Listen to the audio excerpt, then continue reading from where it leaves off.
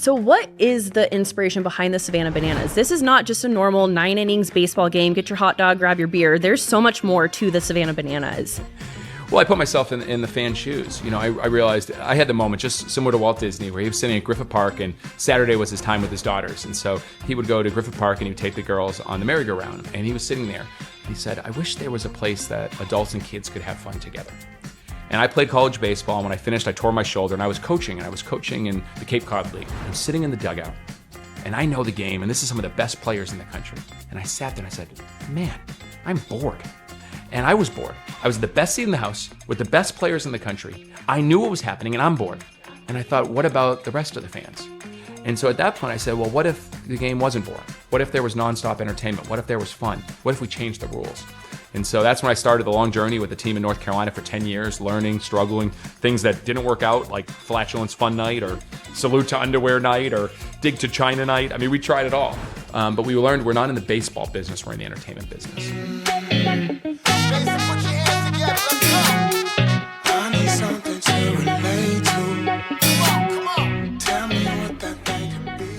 Hey y'all, welcome back to City Limitless, the podcast. I'm your host, Ashley, and I'm so excited. The energy is so high today. We are sitting down with the owner of the Savannah Bananas and mastermind of this sensation that is going around everywhere. You can't miss it, and if you have, tune in. This is going to be a great podcast. Jesse, welcome. Excited How's to be it with going? You. Fantastic. Opening day, we're excited. I'm so excited to have you guys. You're kicking off your season in Mesa, but before we get to that, we have 2 bananas sitting right here.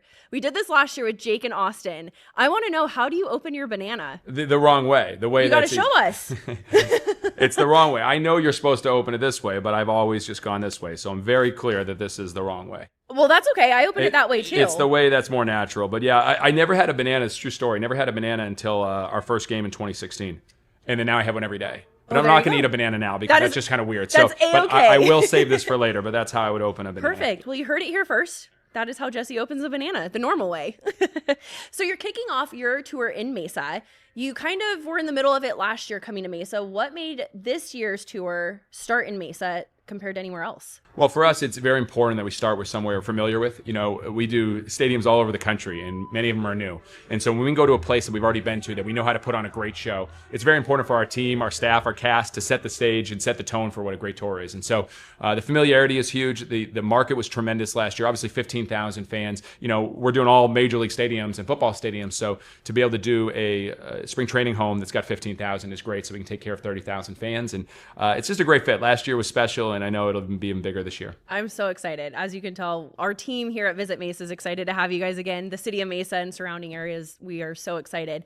But I want to get into a little bit more about you. You have such a presence on LinkedIn. You have such inspirational messages. Can you tell me a little bit about yourself and then how the evolution of the bananas came?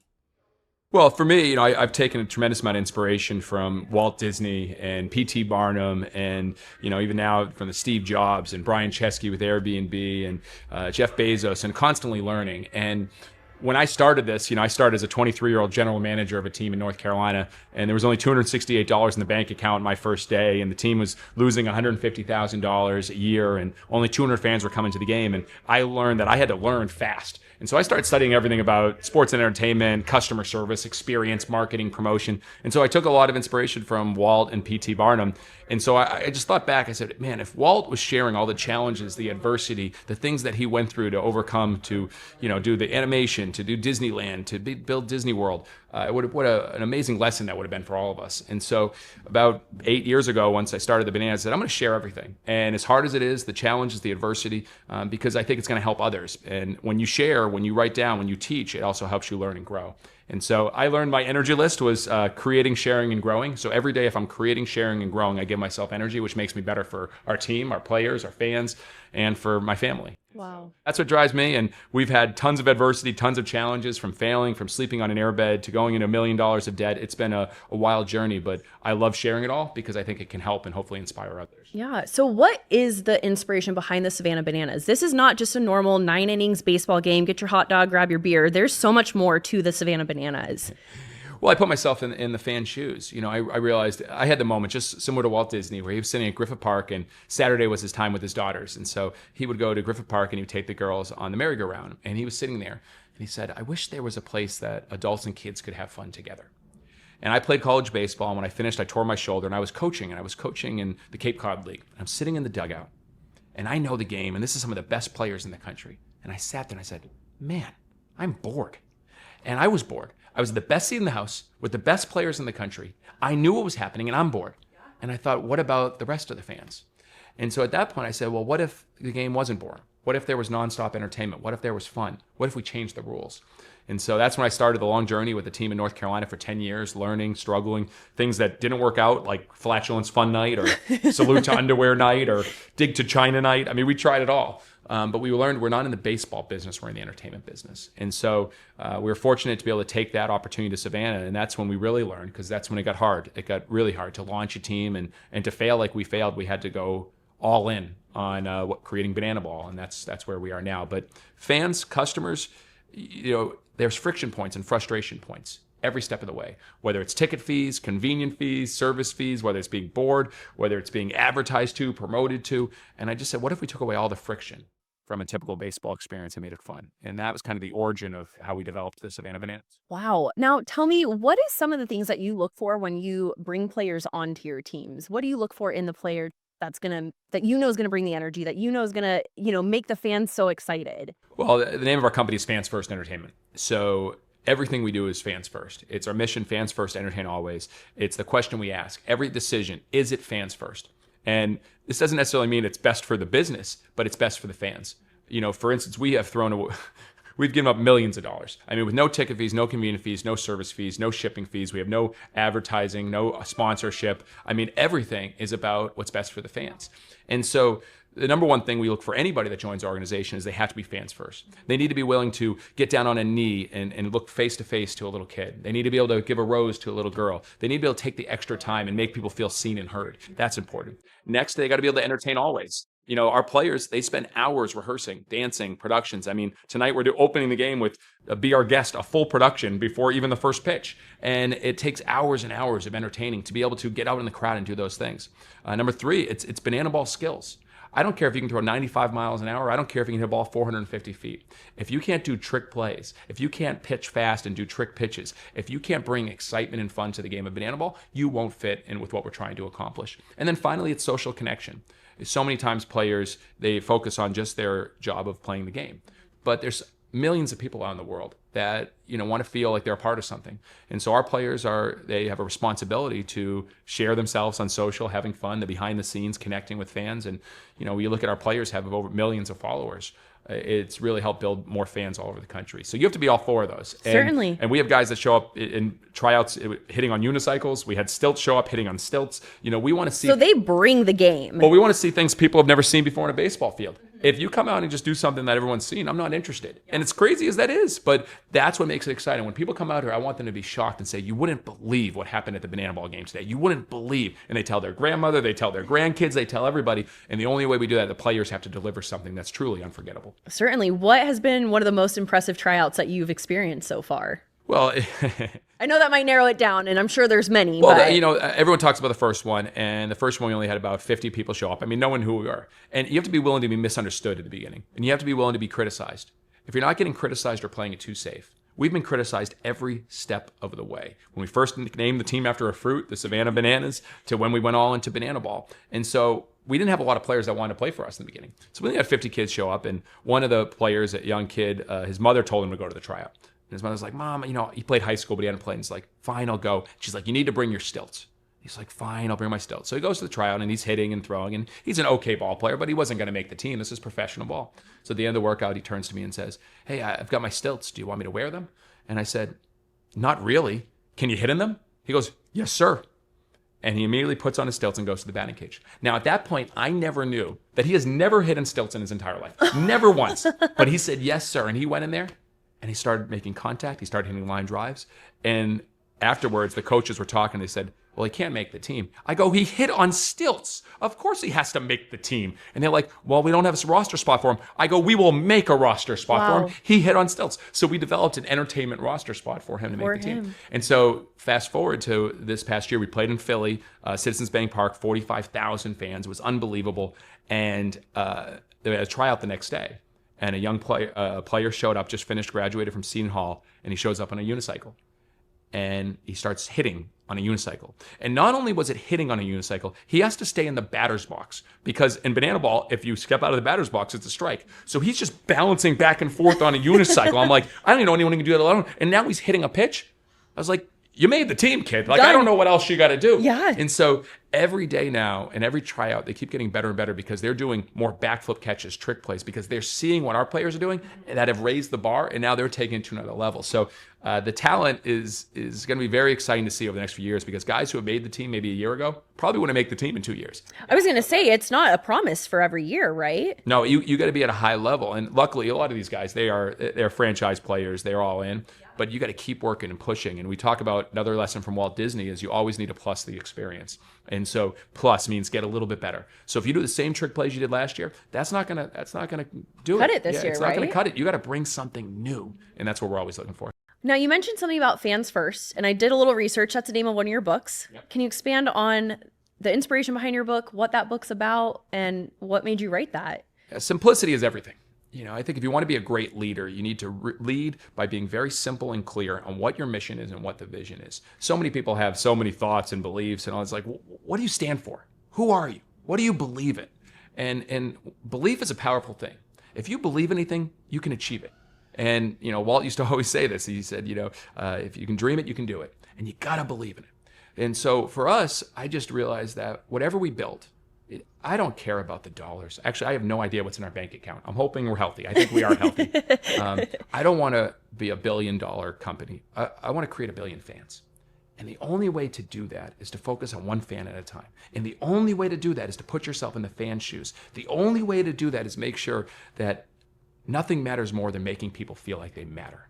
Every single person, one fan at a time. Every game is someone's first game. And so as we started building this, when we started, we named the company Fans First Entertainment. It was a couple months before we even started, I was like Team Cole and Associates, but that sounds like a terrible law firm or accounting office. So we eliminated that. We named the company about who we are and what we stand for. Then we developed our Fans First way. Then we developed our Fans First principles on what we stand for and our Fans First experience. Fans First guides everything. Every day, what do we do that's Fans First? What are the Fans First moments our players, our staff created? That's it. That's everything. And so yes, over the years, the amount of Fans First stories that have been built are amazing. They're unforgettable. And so we've built a framework on how to develop those fans first moments that I believe can work with any business. And I've been so fortunate to speak in front of, Fortune 50 companies. I never had a chance, but hey, you got to eliminate the friction. You got to entertain always. You got to engage deeply. You got to experiment constantly, and you got to empower action. If you do those 5 E's, you can create fans for life. And that's what we believe in, and that's what we preach. Certainly. Now, you've taken that and you've turned that into like quick clips on LinkedIn, which I'm such a fan of. It's like Monday morning, I open my LinkedIn, I know a guy in a yellow suit's going to be talking to me about how my week is going to be, and it's you. Tell me why have you taken a LinkedIn? I know you said that you can apply your principles to any business. Is that why you've gone to LinkedIn with those messages? I felt it was a great platform. Now, again, go back 8 years ago, I said, I'm going to write something or put something out every single day. It was hard. Yeah. My first post, I think I got 12 likes, and my dad was like, good job, Jesse. Like, it was like the only comment. And you got to get through the messy to get to the great. Everyone wants to be great in the beginning. No one is great in the beginning. Lorne Michaels, who I took a lot of inspiration for, he's the executive producer of Saturday Night Live. He said the greatest comedians, the greatest actors, they were bad on Saturday Night Live when they started. And then they got okay. And then some were good, and then only a few were great. And so I said, hey, if I want to really become a better leader, I got to share and commit to it and be consistent. And so it was that consistency of sharing things. I remember I shared things that didn't work. I did a lot of videos back in the day. I did Real Talk Sundays where I'd be like at home talking about like real issues I was going through. And I did, Netflix documentary reviews. I did a lot of things in the beginning. And then I started getting a framework for the way that I share and teach and something we did. And I tell the lesson with it and what we learned and how we're going to get better. And, it's built quite a following. But again, for me, it's more you share so internally our team knows.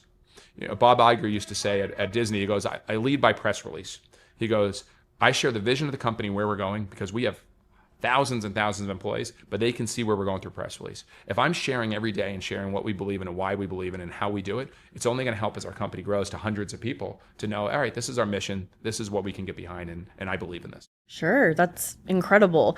I want to switch gears a little bit. I want to talk Bananas Foster because there's such a great story behind that. And I'd like you to share that with your audience because that'll trickle into a big anniversary that you and your family have just experienced. And I want to let our audience know what great things you guys are also doing off of the field.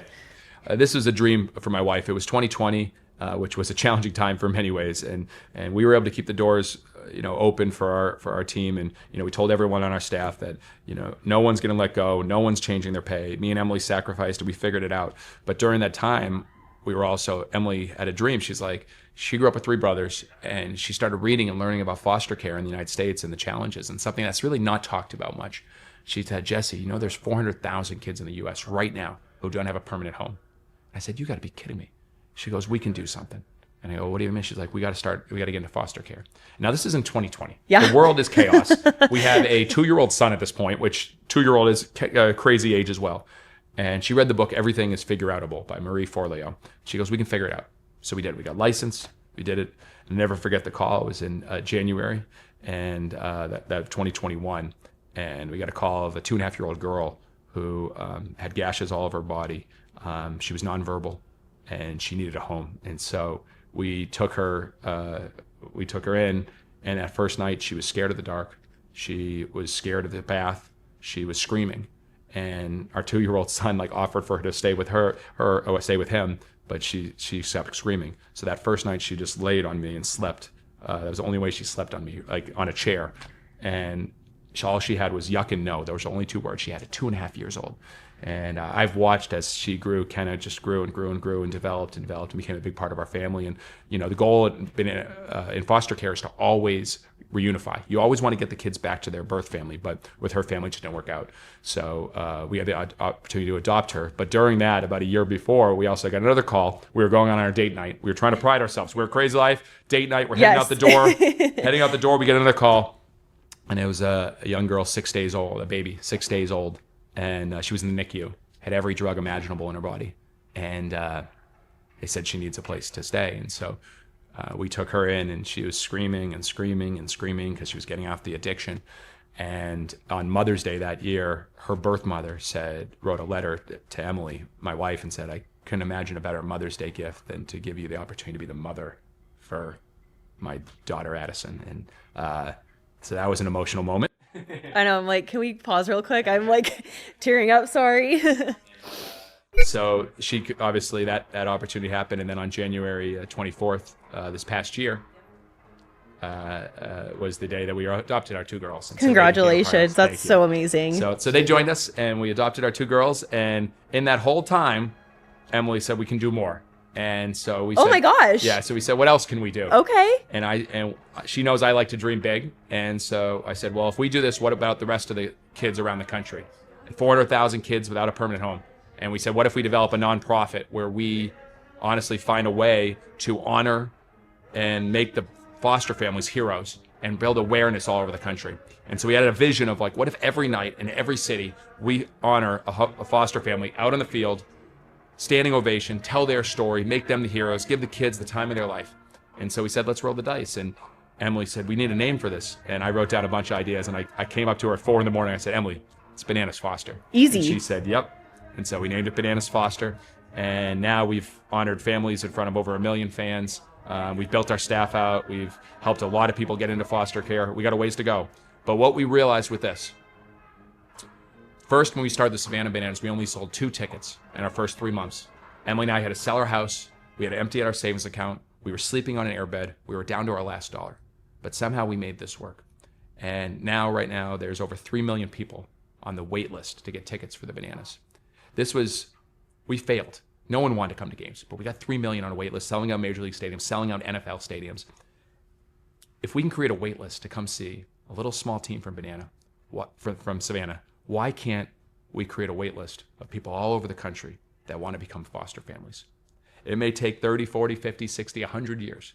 But if every day we keep sharing this, the inspiration, the heroes, and what it takes to be a foster family, if we're able to do it, anybody can do it. Absolutely. And so hopefully every day we get a few more people that can help out, and that's the vision. Well, thank you for sharing that. I apologize for my tears, but that is such a beautiful story, and I think it's so touching, and I hope that what you guys are doing is setting a precedence for other families to get into fostering. let's wrap up a little bit. I want to know We can bring it back up. If we I need was some like, more let's bring it positivity. back up. I'm sitting here crying on my first podcast interview back from a maternity leave, but It makes sense. There's yes, a lot of that's why I'm a little emotional. Makes sense. But I want to bring it up. The Bananas, we're in another season.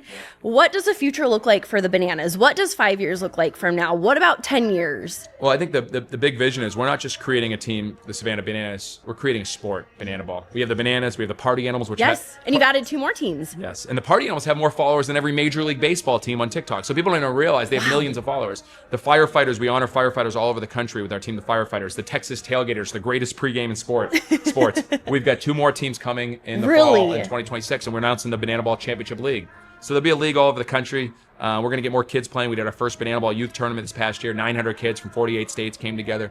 The future of Banana Ball is very bright, and I think our goal is to continue to innovate, continue to do new things, continue to get fans excited, and continue to be fans first. And if we keep doing that and building a great game, I would say in 5-10 years, Banana Ball is going to be everywhere. And I think the first ball that kids will pick up will not be a white baseball. It'll be a yellow banana ball.